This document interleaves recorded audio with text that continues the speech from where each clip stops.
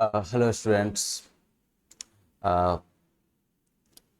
आज हम लोग जो है हिंदी काव्य रचनाओं के बारे में बात करने वाले हैं। मूल रूप से हम जो है हिंदी काव्य रचनाओं में रस का क्या महत्व है, रस का क्या मतलब होता है, इन सब चीज़ों पर थोड़ी बहुत बात करेंगे। और हिंदी काव्य रचनाओं में पाए जाने वाले विभिन्न प्रकार के रसों के ऊपर थोड़ी सी जो है संक्षिप्त चर्चा करेंगे हम लोग। अब देखिए, लाइक रस को अगर कहा जाए तो काव्य रचनाओं की या फिर नाट्य रचनाओं की रस जो है वो उसकी आत्मा है।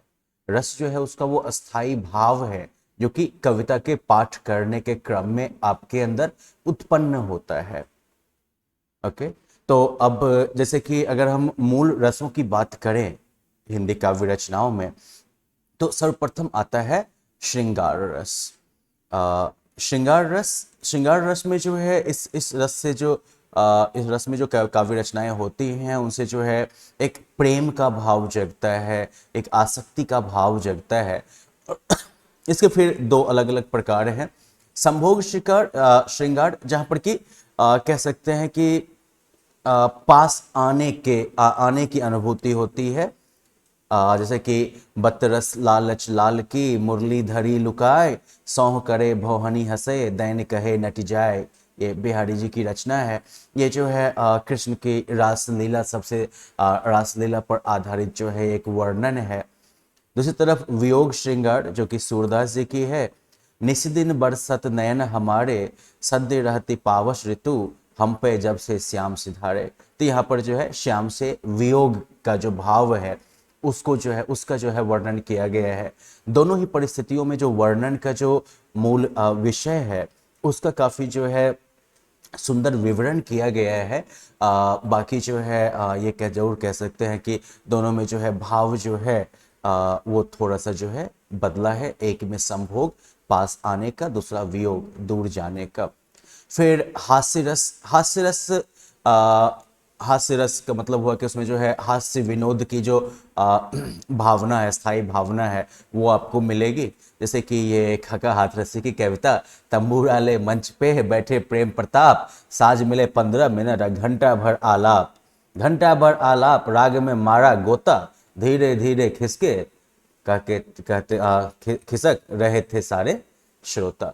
तो मतलब चलिए यहाँ पर हास्य रस हो गया कि कभी गायक महोदय जो है मंच पर बैठ के करते रहते हैं। नहीं, पहले तो ठुक ठाक करते रहते हैं, हारमोनियम 2 बार टिपटिपाए, 4 बार तबला को टपटपाए, और ये सब होने के बाद जो है आधा घंटा तक करते रहते हैं। और चूंकि आंख बंद किए रहते हैं, चुपचाप पब्लिक जो है वो खिसक मारती है।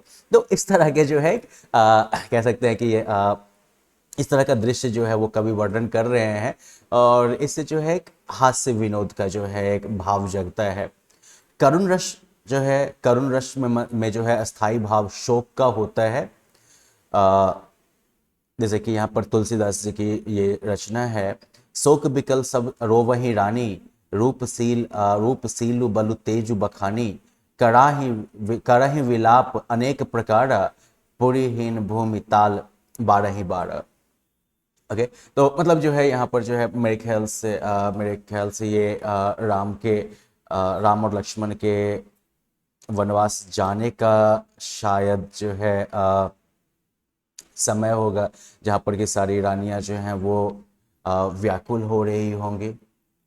आ, बहुत दिन हो गए रामचरितमानस का पाठ किए हुए, तो पूरी तरह से तो मैं नहीं अवगत हूँ। लेकिन यहाँ पर जो है रानियां जो हैं वो विलाप कर रही हैं, और जिसके लिए वो विलाप कर रही हैं उसके जो है सील बल और उसके तेज का बखान कर रही हैं। तरह तरह से जो है वो विलाप कर रही हैं, और जमीन पर जो है हाथ अपने पटक रही हैं शोक में। तो ये जो है शोक शोक का भाव जगता है इस दृश्य को, इस काव्य रचना को देखने के बाद। दूसरी तरफ वीर रस में जो कविताएं लिखी जाती हैं उनसे उत्साह का भाव जगता है। जैसे अगर द्वारिका प्रसाद माहेश्वरी की ये कविता ले लें, वीर तुम बढ़े चलो, धीर तुम बढ़े चलो, सामने पहाड़ हो सिंह की दहाड़ हो, तुम कभी रुको नहीं, तुम कभी झुको नहीं, वीर तुम बढ़े चलो। तो इस तरह की कविताओं में एक अजीब सा उत्साह जग जाता है। नहीं, मन होता है कि सामने वाले दीवार में जाके टक्कर मार दे, मत मारिएगा, सुरक्षित नहीं है। मतलब उत्साह लेकिन एक जग जाता है कि नहीं। फिर रौद्र रस वो हो गया जिसमें कि क्रोध का भाव होता है। जब आप काव्य का पाठ करते हैं तो आपको जो है बिल्कुल साफ साफ ऐसा जो है महसूस हो रहा है कि जो किरदार हैं, जो भी कह सकते हैं कि काव्य रचना के अंदर जो भी किरदार हैं, उनके अंदर जो है भयानक क्रोध की भावना है और आप उस क्रोध का अनुभव कर सकते हैं। जैसे मैथिली शरण गुप्त की ये रचना, श्री कृष्ण के सुन वचन अर्जुन क्षोभ से जलने लगे, अपना सब शील अपना भूल कर करतल युगल मलने लगे। मतलब कि कृष्ण जी के उत्साह बढ़ाने पर अर्जुन जो है एकदम गुस्सा से भर गए और सारा जो है वो भैयारी वैयारी सब भुला भुला के जो है सबको पकड़ पकड़ के जो है कौरव सबको जो है मसलने लगे एकदम से। तो ये क्रोध की भावना का यहाँ पर वर्णन है। भयानक रस, ऐसी काव्य रचना जिसको पढ़ने से ही जो है एक भय का भाव जो है वो व्याप्त हो जाए। जैसे कि यहाँ पर जयशंकर प्रसाद जो हैं वो शायद किसी बाढ़ वगैरह के दृश्य का ही ऐसा वर्णन कर रहे होंगे। उधर गरजती सिंधु लहरियां कुटिल काल के जालों सी, चली आ रही फेन उगलती फन फैलाए व्यालों सी। ठीक है, तो अगर इस वर्णन को पढ़िएगा तो मतलब ऐसा लगता है कि जैसे जो है काफी गरजती हुई जो है लहरें आ रही हैं, जिनके अंदर कुटिलता भरी हुई है, दुष्टता भरी हुई है, और इस तरह से उन्होंने जो है अपने लहरों को फैला रखा है, जैसे कि व्याल वगैरह जो है वो सियार वगैरह गिद्ध सब जो नोचने खसोटने के लिए तैयार रहता है, उसकी तरह हुआ आ रही है। फिर विभत्स रस, जिसमें कि एक घृणा का भाव होता है, जिसको पढ़ने से जो है आपके अंदर भी उबकाई आने लगे, एक घृणा जैसी पैदा हो जाए। जैसे कि यहाँ पर भारतेंदु जो है एक दृश्य का वर्णन कर रहे हैं। सिर पर बैठियो काग, आंख दो खत निकालत, खींचत जी भई सियार, अति ही आनंद उड़धारत, गिद्ध जांघी को खोदी खोदी के मांस उपारत, स्वयं आंगुरिन काट, सॉरी मेरे ख्याल से यहाँ पर जो है कुछ टाइपिंग में गलती हो गई है। ये मेरे ख्याल से सियार रहा होगा। नहीं, सियार तो पहले बीत चुका है।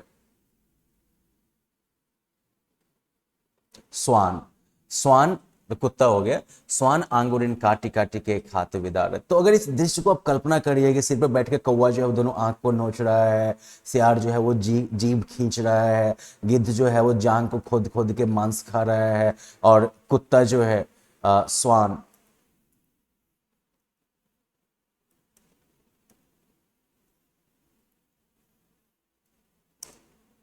वो जो है उंगली काट काट के खा रहा है। तो ये दृश्य ही खुद में जो है घृणा पैदा कर देता है। तो ये विभत्स रस के अंदर है।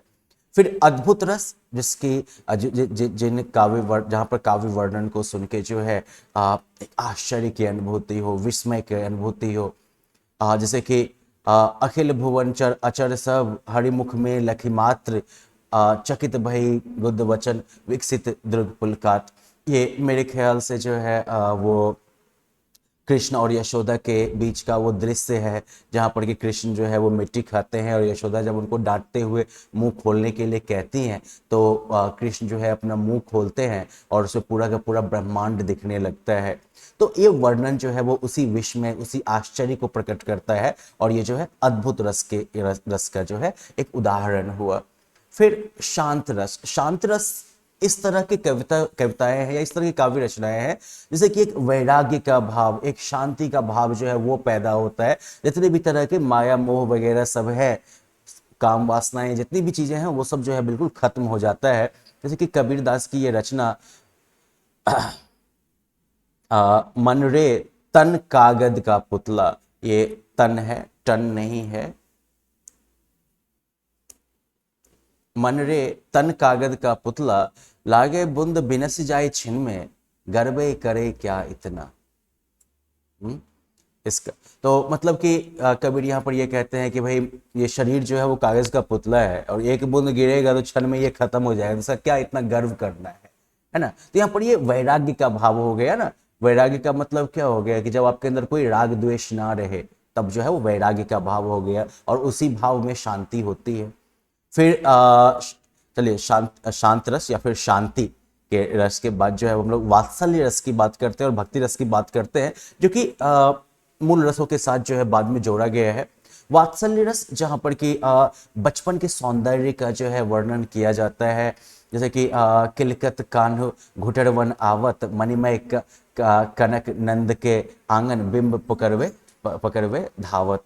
यहाँ पर जो है नंद जी के आंगन में जो है कृष्ण के वो घुटने के बल चलने के दृश्य का वर्णन कर रहे हैं सूरदास।